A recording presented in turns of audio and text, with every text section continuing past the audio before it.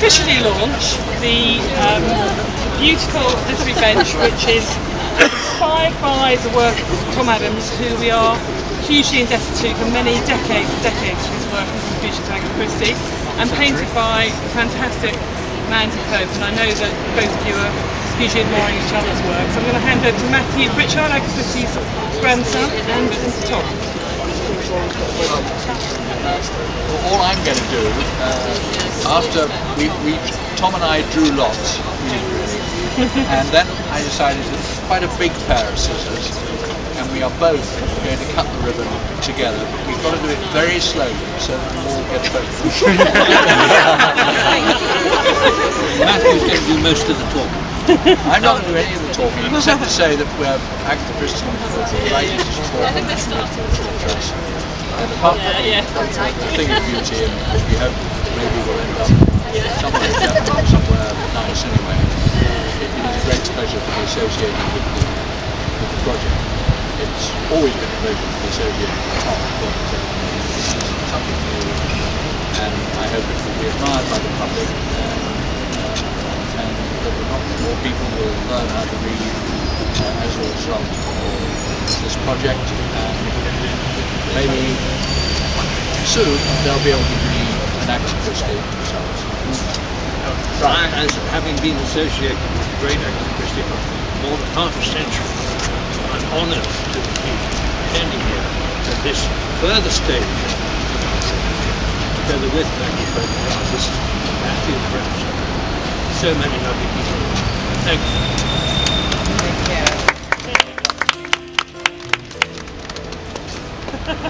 It may not work. No pause. 1, Yeah, 2, yep, right. 3, It's quite a big group. Further down the scissors.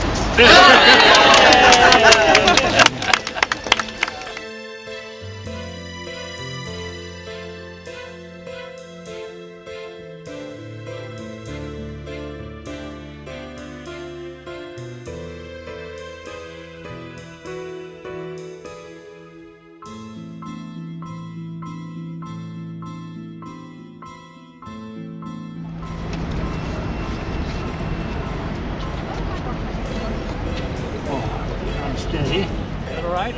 Yeah, perfect.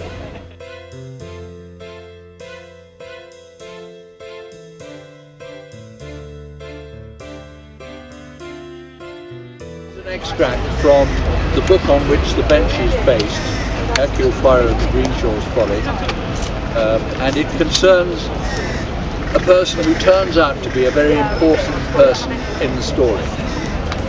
Can you roughly hear? Okay. On the bank below them, a small elderly lady was busy with the secateurs on a clump of shrubs. She climbed up to greet them, panting slightly. "Everything neglected for years," she said, "and so difficult nowadays to get a man who understands shrubs.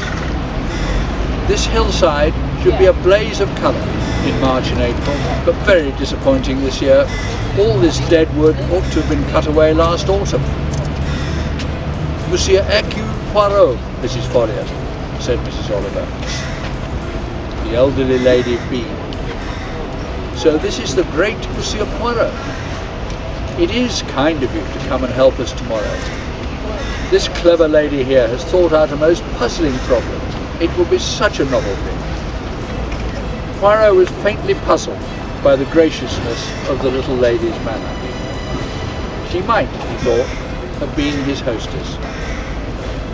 He said politely, "Mrs. Oliver is an old friend of mine. I was delighted to be able to respond to her request.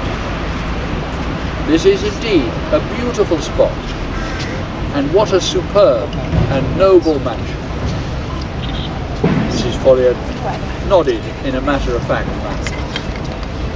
"Yes, it was built by my husband's great-grandfather in 1790. There was an Elizabethan house previously. It fell into disrepair and burned down in about 1700. Our family has lived here since 1598. Her voice was calm and matter-of-fact. Poirot looked at her with closer attention. He saw a very small and compact little person, dressed in shabby tweeds. The most notable feature about her was her clear china blue eyes. Her grey hair was closely confined by a hairnet. Though obviously careless of her appearance, she had that indefinable air of being someone, which is so hard to explain. As they walked together towards the house, Poirot said diffidently, "It must be hard for you to have strangers living here." There was a moment's pause before Mrs. Folliot answered. Her voice was clear and precise and curiously devoid of emotion. "So many things are hard," said Poirot.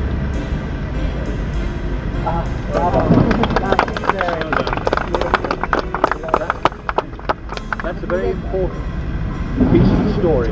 In order to Read the whole book and you'll find out how much. and in 1 hour's time, I will read a rather more violent part. This, as it is an Agatha Christie, you will perhaps find rather more familiar because it involves a murder. A short, steep slope led down to the door of the boathouse, which was built over the storage space for boats. Mrs. Oliver took a key from a pocket concealed amongst her husband's clothes and unlocked the door. "We've just come to cheer you up, Marlene," she said brightly as she left. She felt slightly remorseful for her unjust suspicion of Marlene's loyalty. For Marlene, artistically arrayed as the body, was playing her part nobly, sprawled on the floor by the window. Marlene made no response. She lay quite motionless, the wind blowing gently through the open window, rustled a pile of poplars spread out on the table. "It's all right," said Mrs. Oliver. "It's only me and Mr. Poirot. Nobody's got any distance with the Bloomsbury." Poirot was frightened. Very gently he pushed Mrs. Oliver aside and went and bent over the girl on the floor. A suppressed examinatory exclamation came from his lips. He looked up at Mrs. Oliver. "So," he said, "that which you expected has happened." "You don't mean it." Mrs. Oliver widened in horror. She grasped for one of the basket chairs and sat down.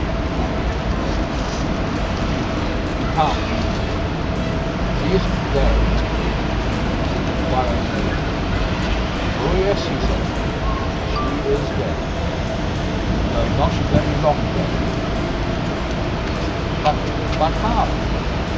He lifted the corner of the gay scarf bound round the girl's head, so that Mrs. Oliver could see the ends of the clothes line.